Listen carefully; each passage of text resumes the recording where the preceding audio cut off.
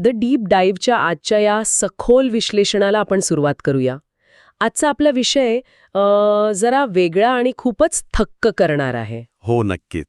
म्हणजे आपण नेहमी इतिहासातील लढाया आणि युद्धांबद्दल बोलतो, पण आज आपण एका अशा नायकावर बोलणार आहोत ज्याने थेट युद्ध न करता, हातात तलवार न घेता संपूर्ण साम्राज्याचा पाळा रचला. आणि तेही पडद्यामागे राहून. अगदी.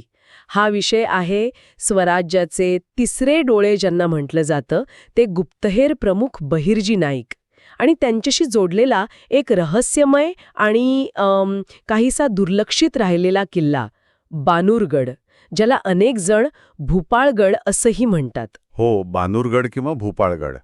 त्याचा इतिहास खूपच अंगावर काटा आणणार आहे. खरंय. आणि आजच्या या चर्चेसाठी आपल्याकडे माहितीचे खूप वैविध्यपूर्ण स्रोत आहेत. म्हणजे बघा, डॉक्टर जी.के. पाटील यांचा बानूरगडावर प्रकाश टाकणारा अतिशय सविस्तर असा संशोधन प्रबंध आहे.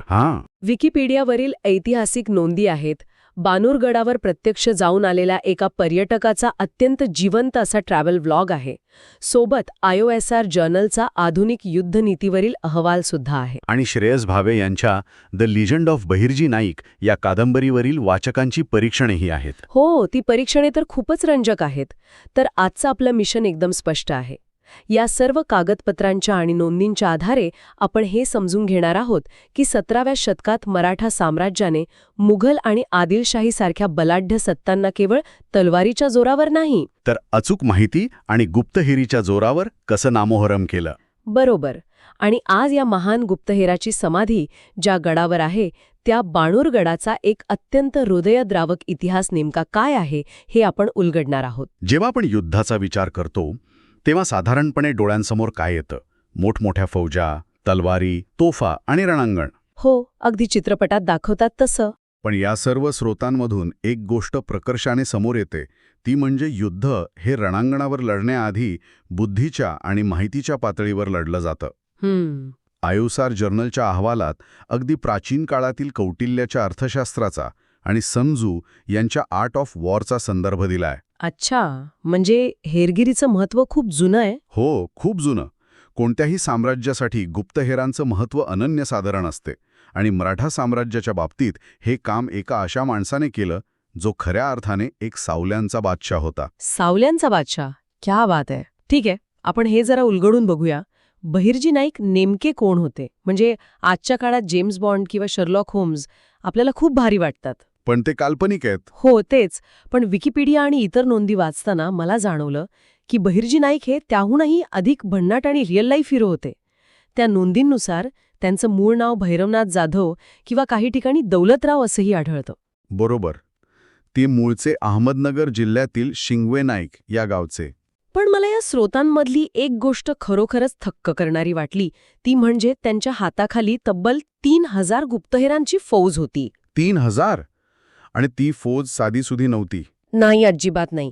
या फौजेत रामोशी, भिल्ल, धनगर, लमाण, वंजारी, पारधी, महादेव कोळी आणि मसणजोगी अशा विविध समाजांतील लोक होते.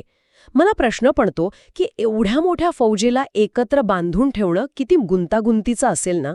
यातील सर्वात रंजक आणि महत्त्वाची गोष्ट म्हणजे या 3000 लोकांच्या फौजेमागील रणनीती. आपण जर बारकाईने विचार केला तर विविध समाजांतील लोकांची निवड करणं हा केवळ योगायोग नव्हता. म्हणजे त्यामागे काही खास कारण होतं? नक्कीच. ही अत्यंत हुशारीने आखलेली नीती होती. हे जे सर्व समाज होते ना, रामोशी, भिल्ल, पारधी, हे लोक निसर्गाशी आणि मातीशी अत्यंत घट्ट जोडलेले होते. त्यांना जंगलांची माहिती असायची. अगदी.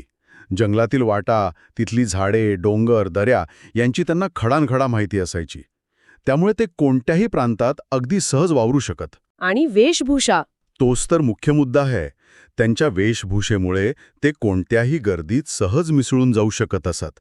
फकीर, वासुदेव, कोळी, भिकारी, संत, गारुडी असं कोणतंही सोंग ते घ्यायचे. आणि मुघलांना अजिबात संशय यायचा नाही. अजिबात नाही. इतक्या बेमालूमपणे ते वावरायचे की एखाद्या परकीय सैनिकाला वाटायचं की हा तर साधा भिकारी किंवा साधू आहे. हेच त्यांचं सर्वात मोठं कॅमोफ्लाज म्हणजे लपण्याचं साधन होतं. खरंच हे ऐकायला खूपच भारी वाटतंय. आणि याच स्रोतांमधनं आपल्याला समजतं की या हेरांनी माहितीची देवाणघेवाण करण्यासाठी एक स्वतःची कोड लँग्वेज तयार केली होती. हो, सांकेतिक भाषा. जंगलातील पक्ष्यांचे आवाज, वाऱ्याची शीळ, प्राण्यांच्या हाका यांचा वापर करून ते संदेश पोचवत. हे खरोखरच एखाद्या हॉलिवूड चित्रपटासारखं वाटतं मला. आणि यामागेही एक उत्तम रणनीती होती. विचार करा, मुघल किंवा इतर शत्रू निरोप पाठवण्यासाठी काय वापरायचे? घोडेस्वार किंवा लेखी खलिते. हो, आणि ते पकडले जाण्याची शक्यता खूप असते. बरोबर, खलिता पकडला जाऊ शकतो, पण बहिर्जींच्या गुप्तहेरांची पद्धत बघा. समजा शत्रूची फौज जंगलातून चालली आहे, एका झाडावर बसलेला गुप्तहेर एका विशिष्ट पक्षाची शीळ घालतो. अच्छा, म्हणजे तो आवाज काढतो. हो, मग 1 मैल अंतरावर असलेला दुसरा गुप्तहेर ती ऐकतो आणि तो दुसऱ्या पक्षाचा आवाज काढतो. अशा प्रकारे कुठलाही लेखी पुरावा न ठेवता संदेश वाऱ्याच्या वेगाने महाराजांपर्यंत पोहोचायचा. बापरे. आणि ही भाषा फक्त त्यांनाच समजायची. केवळ शिवाजी महाराज, संभाजी महाराज आणि त्यांच्या गुप्तहेरांनाच. आणि इथेच ही गोष्ट अत्यंत रंजक होते. हे वेषांतर आणि ही भाषा किती अचूक होती याचे एक उत्तम उदाहरण मला विकिपीडियावरील सुरतेच्या लुटीच्या माहितीत वाचायला मिळालं. जॉर्ज ऑक्झिंडनचा प्रसंग. हो, तोच. जेव्हा सुरतेची लूट चालू होती तेव्हा जॉर्ज ऑक्झिंडन हा ब्रिटिश व्यापारी आपली वखार वाचवण्यासाठी महाराजांना भेटायला आला. तिथे शिवाजी महाराजांच्या शेजारी उभे असलेल्या एका व्यक्तीला त्याने पाहिलं. आणि ती व्यक्ती दुसरी तिसरी कोणी नसून साक्षात बहिर्जी नाईक होते. अगदी. आणि ऑक्झिंडनला अचानक आठवलं की हाच हुबेहूब चेहरा त्याने काही दिवसांपूर्वी आपल्या वखारीबाहेर भीक मागणाऱ्या एका भिकाऱ्याचा पाहिला होता. त्याने कंपनीला पाठवलेल्या अहवालात तसं लिहिलंय. विचार करा, हा तोच भिकारी होता जो अनेक दिवस त्या वखारी बाहेर बसून तिथल्या खजिन्याची आणि पहारेकड्यांच्या वेळापत्रकाची इत्थंभूत माहिती गोळा करत होता. राजाच्या शेजारी उभा राहणारा गुप्तेर प्रमुख आणि रस्त्यावरचा भिकारी यातला फरक एका चतुर ब्रिटिश व्यापाऱ्यालाही ओळखता आला नाही. हे रूप पालटण्याचं सर्वोत्तम उदाहरण आहे. खरंच हे सगळं वाचताना डोकं चक्रावून जातं. आपण आता इतिहासाला कलाटणी देणाऱ्या काही थरारक मोहिमांकडे वळूया. कारण माहिती गोळा करणं हा एक भाग झाला, पण त्या माहितीच्या आधारावर युद्ध जिंकणं हा दुसरा आणि महत्वाचा भाग. हो, मला अफजल खानाच्या मोहिमेचा तो प्रसंग खूपच विचार करायला लावणारा वाटला. अफजल खान जेव्हा स्वराज्यावर चालून येत होता तेव्हा त्याचा एक फत्ते लष्कर नावाचा मुख्य हत्ती होता, जो खानाचा मुख्य झेंडा वाहून न्यायचा. हो. आणि मोहिमेच्या पहिल्याच दिवशी हा हत्ती अचानक मरण पावला. आता हे काही नैसर्गिक मृत्यूने झालेलं नव्हतं. बहिर्जी आणि त्यांच्या माणसांनी त्या हत्तीला विष दिलं होतं. पण मला प्रश्न असा पडतो की हत्तीला मारून काय साध्य होणार?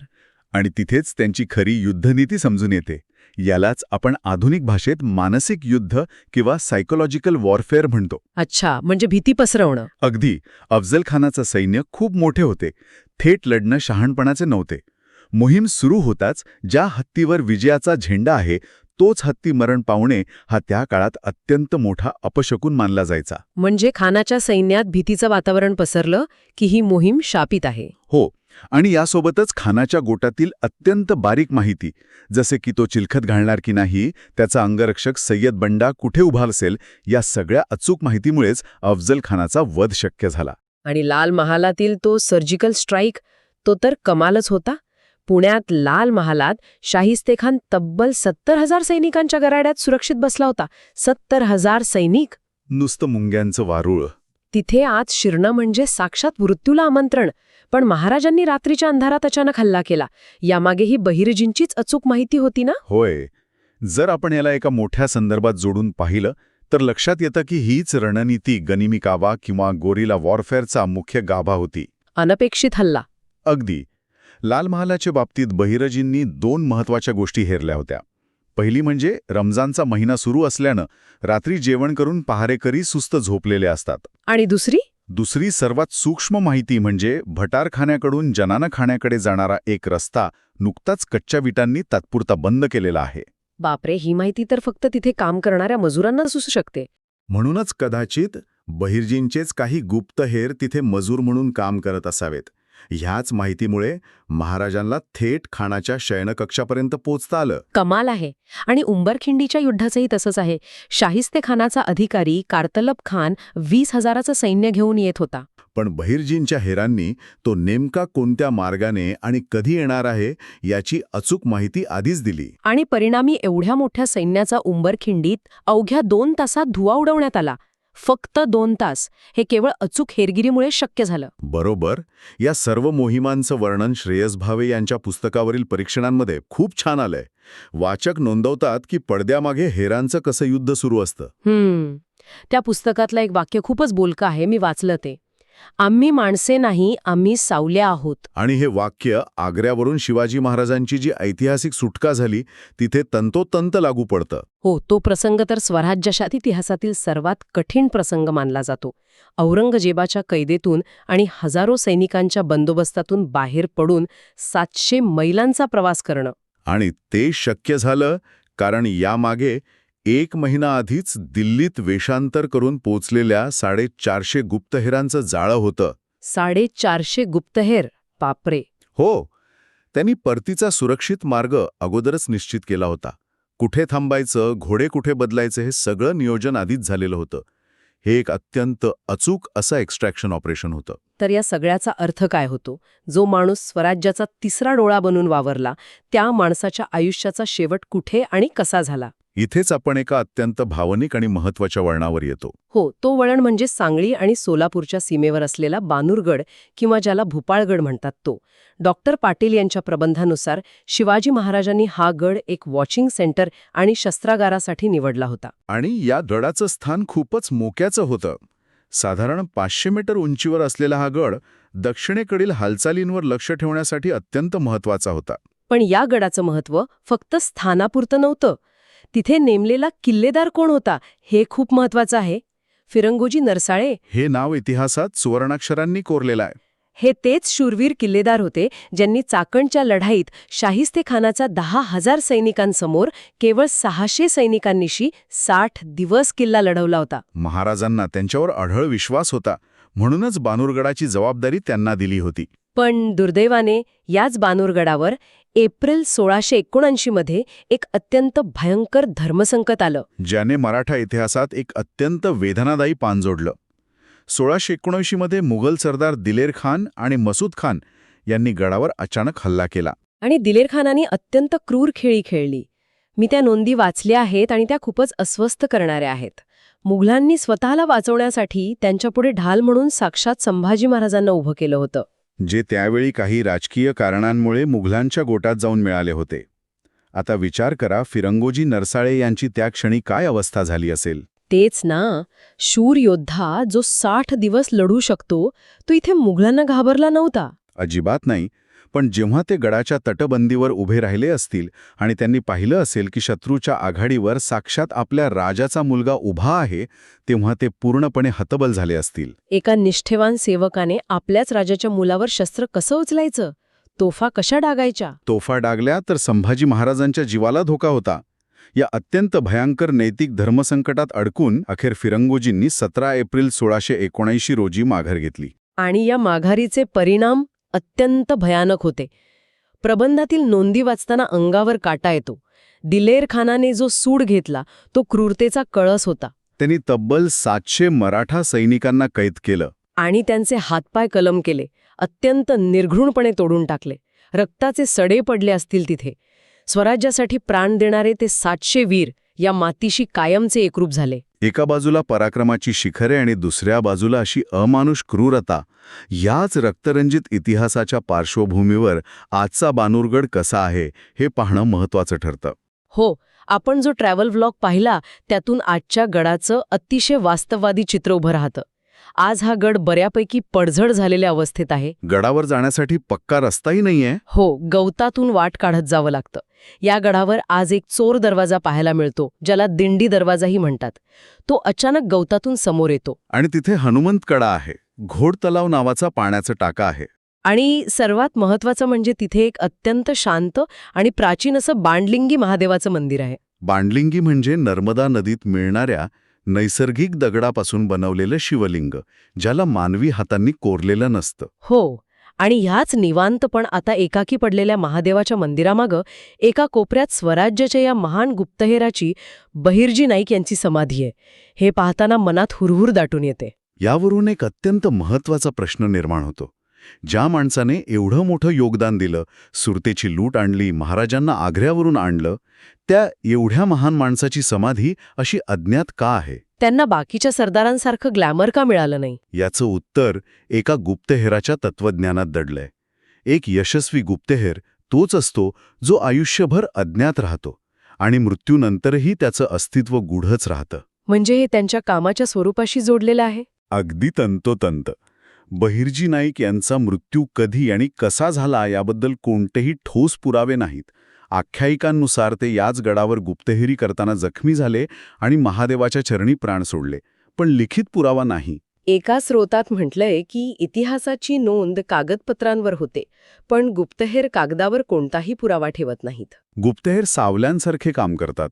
ते पडद्यामागून युद्ध जिंकून देतात, पण विजयाचं श्रेय घेण्यासाठी कधीही समोर येत नाहीत. आजच्या आधुनिक काळात जिथे माहितीचा महापूर आलाय, म्हणजे ज्याला आपण इन्फॉर्मेशन ओव्हरलोड म्हणतो, अशा वेळी अचूक माहिती शोधणे आणि योग्य वापर करणे हे आपण त्यांच्याकडून शिकण्यासारखं आहे. त्यांची बुद्धिमत्ता आणि निष्काम विश्वास हेच त्यांचं खरं स्मारक आहे. आजचा हा सखोल विश्लेषणाचा प्रवास खऱ्या अर्थाने थक्क करणारा होता. सह्याद्रीच्या जंगलातून थेट मुघलांच्या दरबारापर्यंत आणि मग बानूरगडाच्या एकांत समाधीपर्यंत आपण पोहोचलो. एका अज्ञात नायकाची ओळख आज आपल्याला झाली. नक्कीच. शेवटी एक विचार येतो मनात, जो श्रोत्यांसाठीही महत्वाचा आहे. 17व्या शतकातील ही गुप्तहेर यंत्रणा कोणत्याही डिजिटल तंत्रज्ञानाशिवाय केवळ मानवी स्मरणशक्ती आणि निसर्गाच्या संकेतांवर चालत होती. कुठलाही डेटा न ठेवता. हो.